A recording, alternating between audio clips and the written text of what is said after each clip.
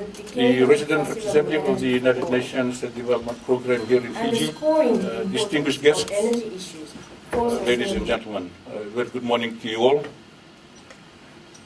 It is my pleasure this morning to be here to deliver this opening address for this very important Renewable Energy Investment Forum. First of all, I would like to note my gratitude to the United Nations Development Program Office in Suva in partnering with my ministry through the Department of Energy to enable the convening of this important forum. So thank you, UNDP. I also would like to thank ID Power from Australia for having undertaken the study, and more importantly to REAX, I hope I mentioned that right, REAX Capital Asia from Singapore for also assisting in organizing this forum in such a way as to attract a good number of people, both from here in Fiji and abroad. And if you look around the house, this is the mark of the interest in the area of renewable energy, so I thank REAX for that. Also, our appreciation this morning is extended to Global Environmental Facility, GEF, for providing the funds for the establishment of the Fiji Renewable Energy Power Projects. All in all, I believe there's a lot of hard work and cooperation that has gone into this event, and I wish to congratulate all that were involved in making today happen.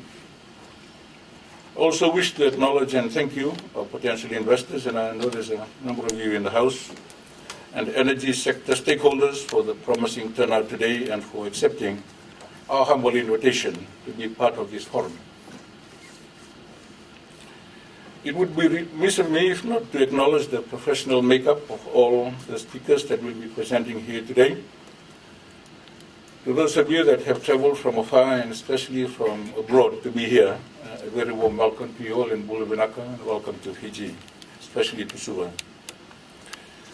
Ladies and gentlemen, Fiji, like many other islands in the Pacific, share a common high dependency on carbon-based fuels to meet ever-increasing demand, and have certainly been on the losing end due to the uncertainty of global market prices of petroleum. For the past years, around 1/3 of our total import bill, which is around $1 billion, 1 billion Fijian dollars, has been spent on fuel imports, and this is quite a massive amount considering the size of our economy, and I had alluded to that earlier. Now, our government is determined and is adamant to bring about positive changes for a reversal in this trend.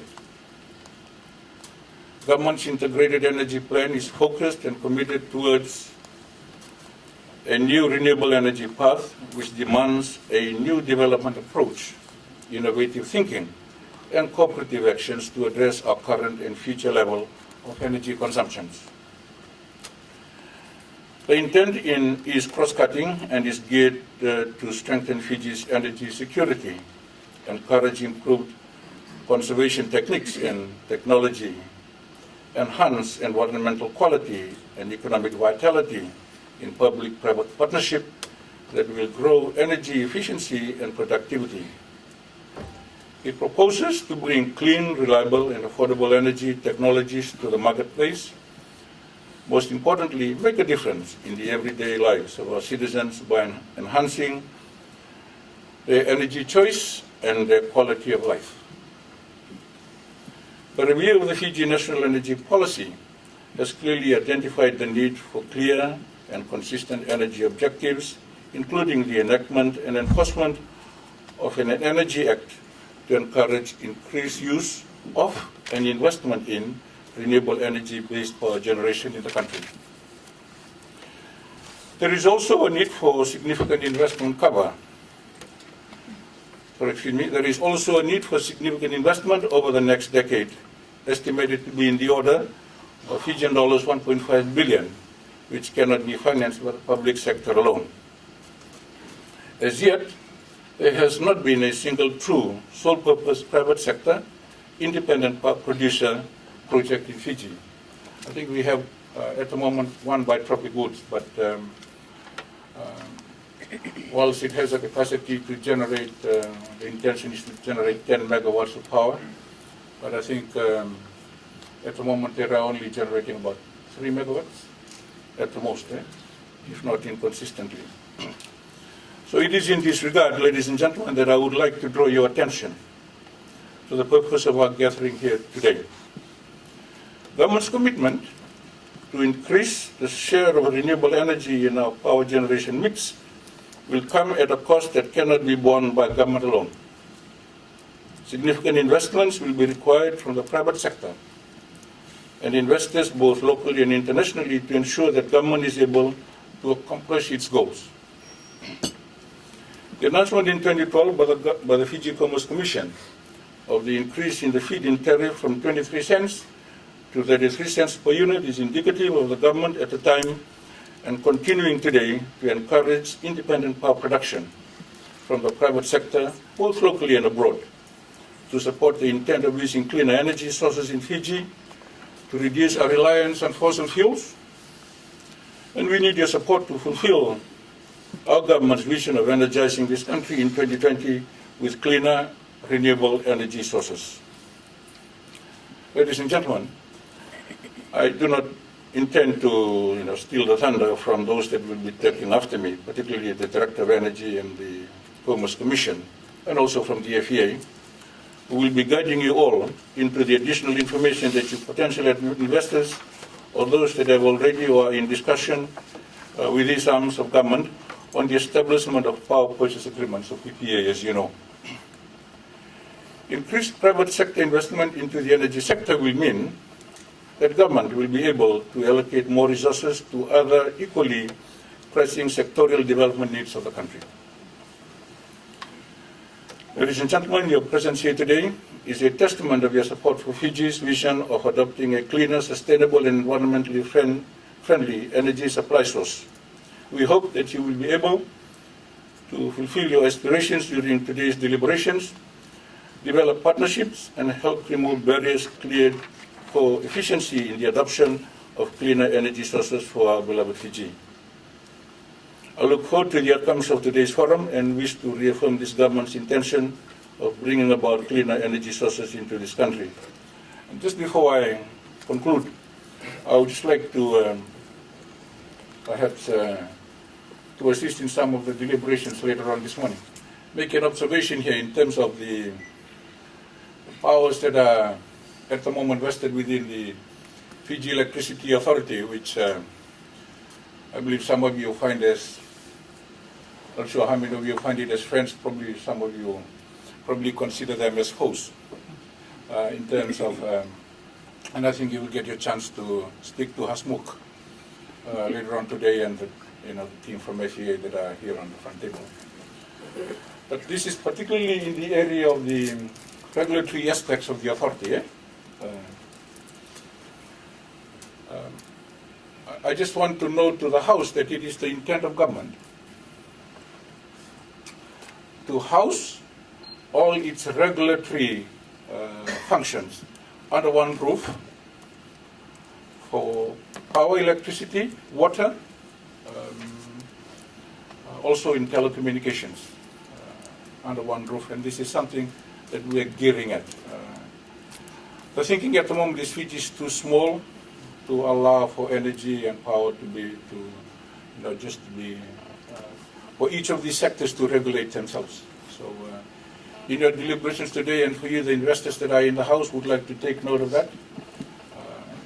I know that the Commerce Commission, will be one of your more important stakeholders here, given that they are regulating these prices at the moment in terms of the retail of power and electricity. But as far as government, in terms of controlling and managing this aspect of a function that is important and at the moment is sort of all housed within these different entities themselves, would like to note that this is something that we now want to bring out of this authority and house it under separate head, so that we are small and we really can't just have anyone have FEA run their own show like Water Authority and everyone else, including all the different telecommunication companies. So I want to make that sort of as a concluding remark, and by way of guidance, help you in your deliberations today is when you're talking about costs, profits, the security of the climate of independent power production. That will be something that you would want to look into the future.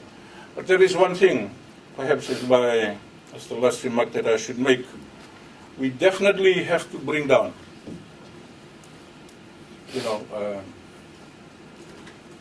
our consumption of diesel fuel.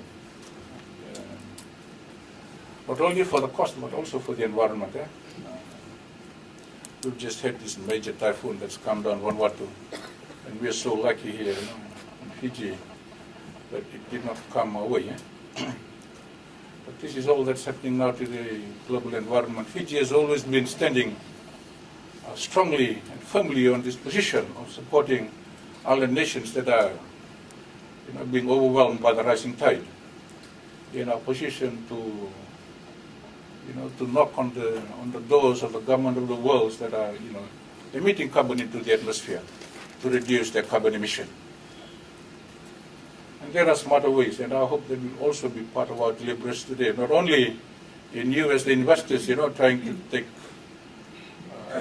advantage of the way that we're going into renewable energy, but also to force the world to remember the Pacific and those people that are vulnerable, to the effects of climate change that the whole world is currently facing. So I hope also your deliberations will also focus on that end. And I know our national energy policy, the draft of it as it stands, is also looking at that area as a very, very important and critical thing for we as a government to achieve, particularly in the areas of our energy consumption. So with that note, I would like to welcome you all, and I wish you all a good day in your deliberations, and we're all looking for opportunities, and I hope you find the opportunity today. Nabalik.